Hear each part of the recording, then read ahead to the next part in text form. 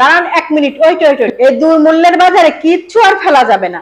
এই দেখেন ছোট চিংড়ির মাথা দিয়ে আজকে মজাদার একটা পাকোড়া বানাবো। এই ফেসবুক খুললেই দেখি ইলিশ মাছের দাম কমেছে, অমকের দাম কমেছে, তমকের দাম কমেছে।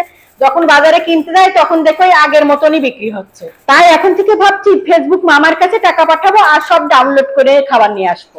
তাই আর কি করব, বাধ্য হয়ে চিংড়ি মাছের মাথা দিয়েই বড়া বানিয়ে খাওয়ার লাগছে।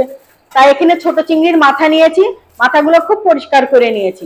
আর এর ভিতরে কিছু চিংড়ি মাছও নিয়েছি, তারপরে লবণ আর হলুদ দিয়ে একটু সিদ্ধ করে নিয়েছি। আর এদিকে মাথাগুলো সুন্দরভাবে ঠান্ডা হয়ে গেলে তারপরে আমি শিলপাটায় বেটে নেব। আপনারা চাইলে ব্লেন্ডারও বাটতে পারেন।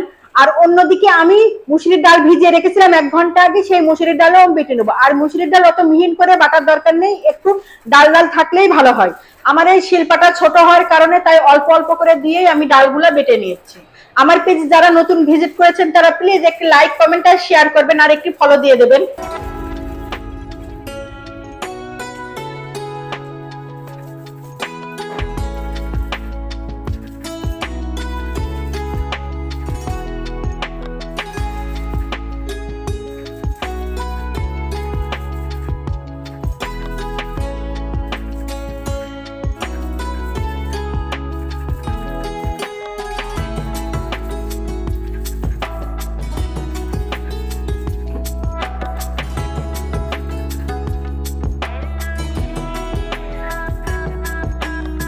এভাবে আমি সমস্ত ডালগুলো বেটে নিয়েছি আর ডালগুলো একটু সাবা সাবা করে রেখেছি।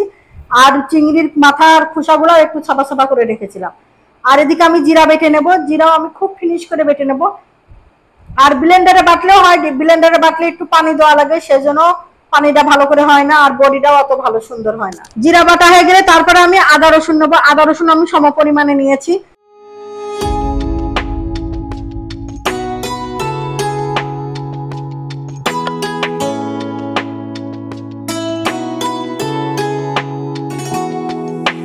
এরপর আমি কাঁচামরিচ দিয়ে নিয়েছি কয়েকটা, বাচ্চা খাবে যেহেতু অল্প পরিমাণে দিয়েছেন, আপনারা চাইলে যে যেরকম খাবেন সে পরিমাণে ঝাল দেবেন।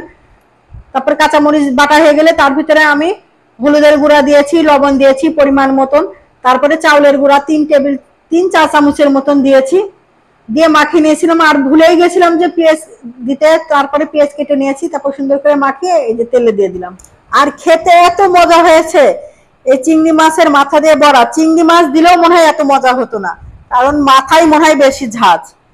যাই হোক, আর এত ভালো লেগেছে এটা খেয়ে, আর আমার বাচ্চা কাচ্চাও অনেক পছন্দ করেছে। আর এটা দিয়ে ভাত অনায়াসে 1 প্লেট ভাত খাওয়া যাবে। আজ এই পর্যন্তই। সবাই ভালো থাকবেন, সুস্থ থাকবেন, আমার পাশে থাকবেন, আমিও আপনাদের পাশে থাকবো। আল্লাহ হাফেজ, আসসালামু আলাইকুম।